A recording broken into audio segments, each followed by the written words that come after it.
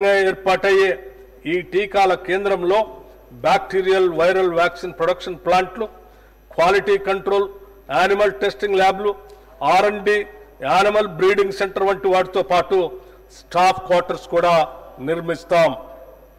మన రాష్ట్రం నుండి భారీగా చేపల ఎగుమతిని ప్రోత్సహించడానికి రంగారెడ్డి జిల్లా కోహెడలో ఎక్స్పోర్ట్ ఓరియంటెడ్ హోల్సేల్ చేపల మార్కెట్ను 47 కోట్ల రూపాయల వ్యయంతో నిర్మించాలని ప్రతిపాదించాం.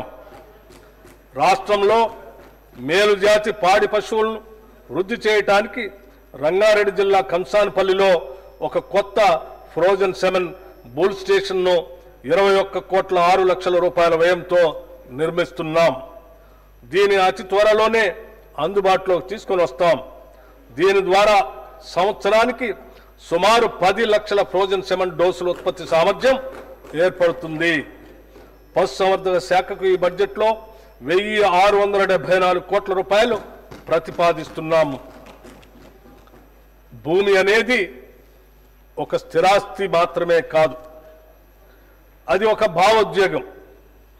భూమితో ఉన్న అనుబంధం కన్నతల్లితో, సొంత ఊరితో ఉన్న అనుబంధంతో సమానం. ఒక వ్యక్తి తన భూమిని కోల్పోయినప్పుడు తన అస్తిత్వాన్నే పోగొట్టుకున్నట్లు భావిస్తాడు. అటువంటి భావుకతతో ముడిపడి ఉన్న అంశంలో గత ప్రభుత్వ హయాంలో చేపట్టిన ధరణి ప్రాజెక్టులో చోటు చేసుకున్న అక్రమాల వల్ల సామాన్యులకు తీరని వేదన మిగిలింది. సమస్యల పరిష్కారాన్ని కోరుతూ ప్రజలు చేసుకున్న దరఖాస్తులు కూడా పరిష్కరించలేని దుస్థితి అప్పట్లో ఏర్పడింది. వీటి పరిష్కరణ వేగవంతం చేయడానికి జిల్లా కలెక్టర్లకు మాత్రమే ఉన్న పరిష్కరణ అధికారాన్ని తహసీల్దార్ ఆర్డీఓలకి బదిలీ చేస్తూ మార్గదర్శకాలని విడుదల చేశాం. తెలంగాణ ప్రభుత్వం ఒక చారిత్రాత్మక సంస్కరణగా భూభారతి చట్టాన్ని తీసుకువచ్చింది. ఈ చట్టంలోని నిబంధనలు పారదర్శకంగా, సమగ్రంగా, భూ వివాదాలకు తావు లేకుండా భూ యజమానుల హక్కులు పూర్తిగా పరిరక్షించడానికి రూపొందించబడ్డాయి. డిజిటల్ మ్యాపింగ్ వ్యవస్థ, ఆధునిక సాంకేతికను ఉపయోగించడం ద్వారా భూభారతి లావాదేవీల్ని సులభతరం చేసి సక్రమమైన భూ రికార్డు వ్యవస్థను ఏర్పరచడానికి దోహదం చేస్తుంది. భూ పరిపాలనను మరింత బలోపేతం చేయడానికి 10,954 గ్రామ స్థాయి అధికారుల పోస్టుల్ని మంజూరు చేశాం.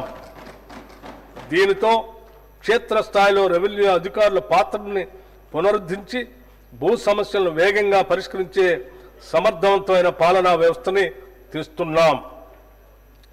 తెలంగాణ అవతరించిన తర్వాత ఎంతో మంది పేదలు నూతన రేషన్ కార్డు కొరకు ఆశగా వేచి చూసినా గత ప్రభుత్వం వారిని పట్టించుకోలేదు. కనీసం కొత్త కుటుంబ సభ్యుల పేర్లను కూడా రేషన్ కార్డులో జత చేయలేదు.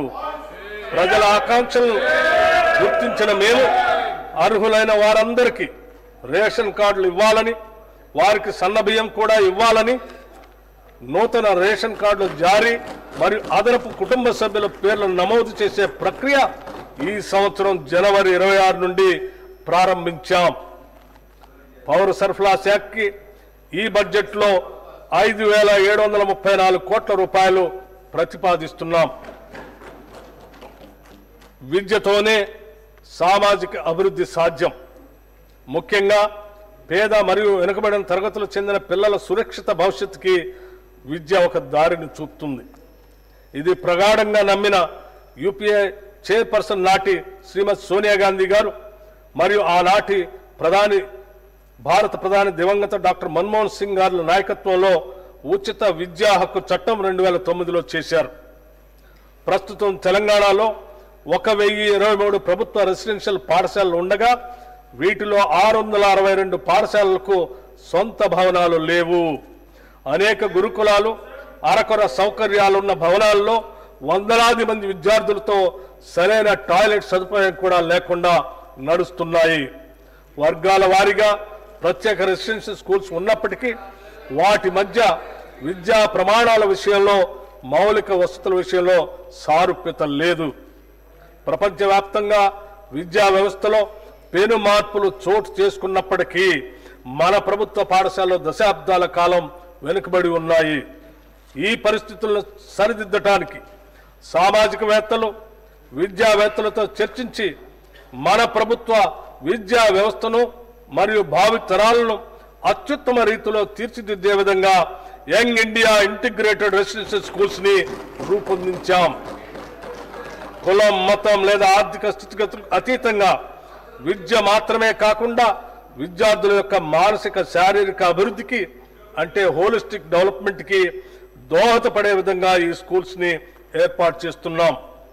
ఈ పాఠశాలలో ఎస్సీ, ఎస్టీ, బీసీ, మైనారిటీలతో పాటు ఇతర వర్గాలకు చెందిన విద్యార్థులు ఒకే గొడుగు కిందకు తెచ్చి సమాన విద్యా అవకాశాలను కల్పించడం ఒక గొప్ప సామాజిక ఐక్యతకు పునాది అవుతుంది. Education is the milk of A లైనస్. Education is the milk of a lioness. The one who drinks it can't stay without